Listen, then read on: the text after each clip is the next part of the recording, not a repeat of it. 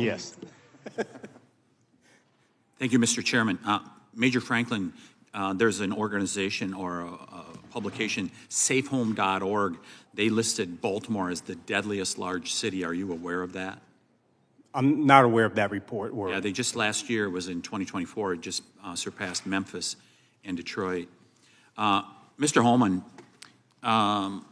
when a detainer has been issued, isn't that as a result of someone committing a crime? ICE is reaching out to them to get them in custody, and they're on the radar likely because a crime was committed. That's why they're in that local jail. So federal money flows to jurisdictions around the United States at taxpayers' expense to try to fight crime. Should taxpayers continue to fund sanctuary jurisdictions? No, not at all. If you are in defiance of federal law and you're not working with federal law enforcement, you shouldn't receive a darn dime. Again, there's a lot of cooperative jurisdictions out there under President Trump. The 287G agreements that we're seeing, kind of the opposite of a sanctuary jurisdiction, has skyrocketed since President Trump took office. Those jurisdictions should be rewarded and helped for acting in accordance with federal law. Should federal facilities be moved out of jurisdictions that are sanctuary cities? If you're talking detention facilities or something like that, a lot of them... Let me give you an example, and I'm going to ask Mr. Chairman to introduce this letter I sent to DOJ with ask unanimous consent to enter that letter. But anyhow, I sent a letter. The SBA is moving facilities out of Boston, which is a sanctuary city, and I sent a letter to DOJ saying, would you look into Dane County, Wisconsin, which is Madison?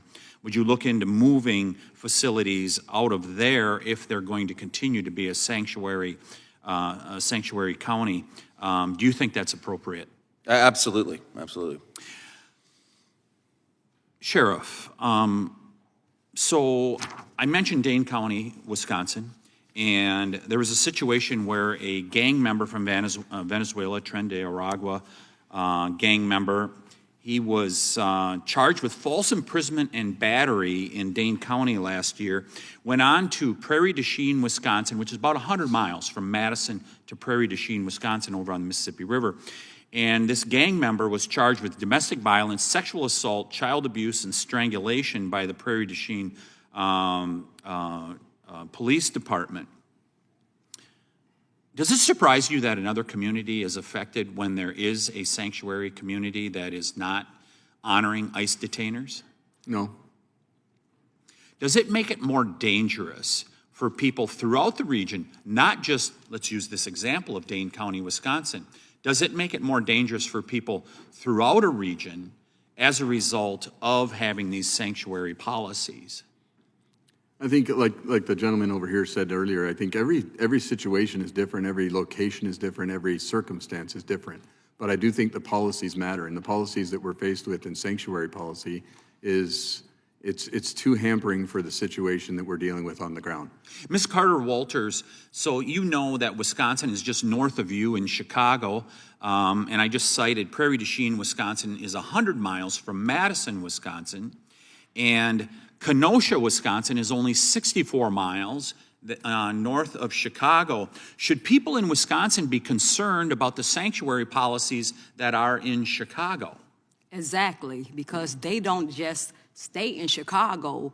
They're in Indiana. They're all in the suburbs. So yes, they definitely should be afraid. Why in the world do civic leaders like Mayor Johnson want to advance policies like this that not only make their own city less safe, but the entire region less safe? Because we believe that that's how they're funneling money and stealing our tax dollars. So that's why we are demanding a forensic audit on how a breakdown of how those funds were allocated, because we have yet received anything of a breakdown to show how our tax dollars were spent. So yes, we believe that's how they're funneling the money, and that's why we're asking for a forensic audit, and we want arrests being made.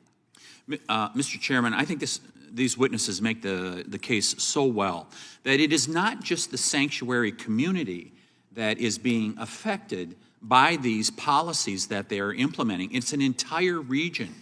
Most of the people of Wisconsin are affected as a result of what's going on in Dane County, Wisconsin, and Chicago, Illinois.